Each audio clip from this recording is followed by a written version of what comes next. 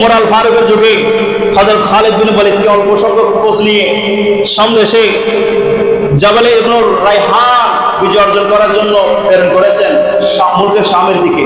তিনি অল্প সংখ্যক সৈন্য নিয়ে বের হয়েছেন। তখন যুদ্ধ সভাপতি ছিল হযরত ওয়ালিদ রাদিয়াল্লাহু তাআলা আনহু।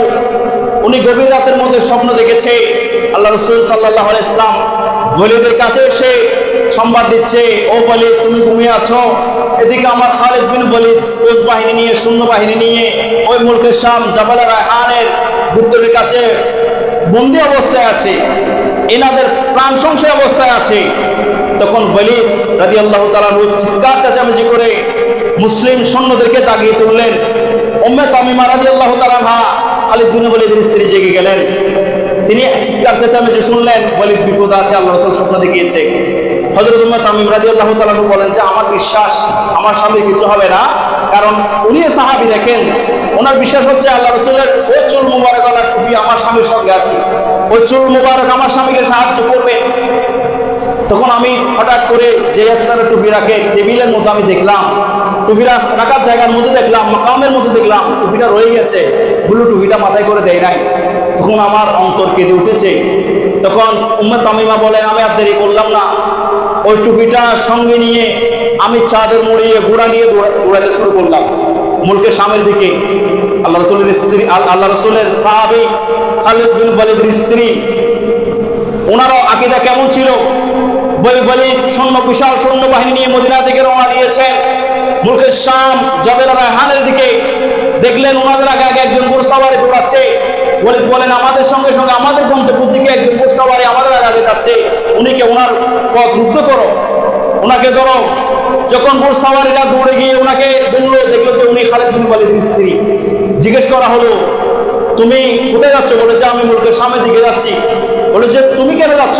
বলে যে যখন তোমরা হইচই করছো, চেঁচামেচি করছো, খালিদ বিন ওয়ালিদ বিপদগ্রস্ত আছে, সৈন্য বাহিনীর হাতে বন্দী অবস্থায় আছে, তখন আমি দেখলাম, আমি প্রথম বিশ্বাস করি নাই, আমি বিশ্বাস করেছিলাম উনি কোনো বিপদগ্রস্ত হবে না, এটা দুঃস্বপ্ন মাত্র।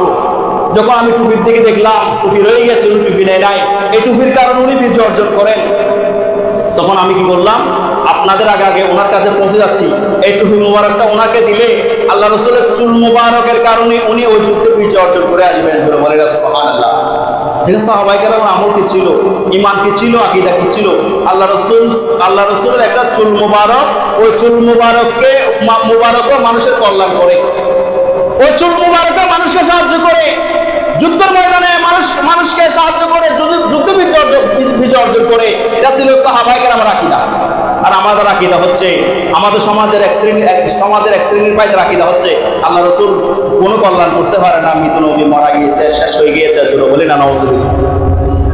তখন হযরত ওয়ালিদ রাদিয়াল্লাহু তাআলা ওই উম্মে তামিমাকে নিয়ে যুদ্ধের ময়দানে অবতীর্ণ হয়েছে। হযরত সাহাবায়ে কেরাম ওনার সঙ্গে যারা ছিল, ওয়ালিদ রাদিয়াল্লাহু তাআলা হযরত খালিদ বিন ওয়ালিদের সঙ্গে যারা ছিল, তার মধ্যে উল্লেখযোগ্য ছিল, তার মধ্যে একজন সাহাবী ছিল, উল্লেখযোগ্য সাহাবী, যার নাম ছিল হযরত রাফি রাদিয়াল্লাহু তাআলা। উনি বললেন যে আমরা প্রাণের মায়া ছেড়ে দিয়েছি, আমরা বিশ্বাস করেছিলাম হয়তো আমরা ইতিমধ্যে মৃত্যুবরণ করব, কারণ চতুর্দিক থেকে কাফের মুশরিকরা আমাদেরকে গ্রেফতার করে রেখেছে।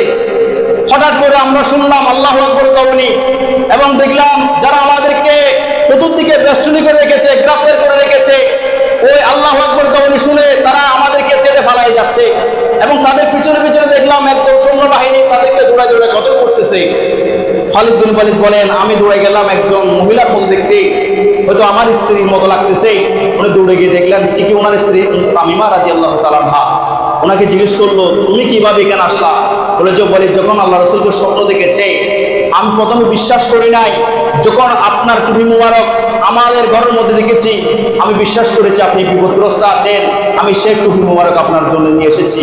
যে টুপি মুবারকের মধ্যে আল্লাহ রাসূলের চুল মুবারক আছে, সেই টুপি মুবারক খালিদ বিন ওয়ালিদ মাথা দিয়ে সেই জাবাল রায়হান বিজয় অর্জন করে ওখানে ইসলামের পতাকা সমুন্নত করে দিয়েছেন। জোরে বলেন সুবহানাল্লাহ।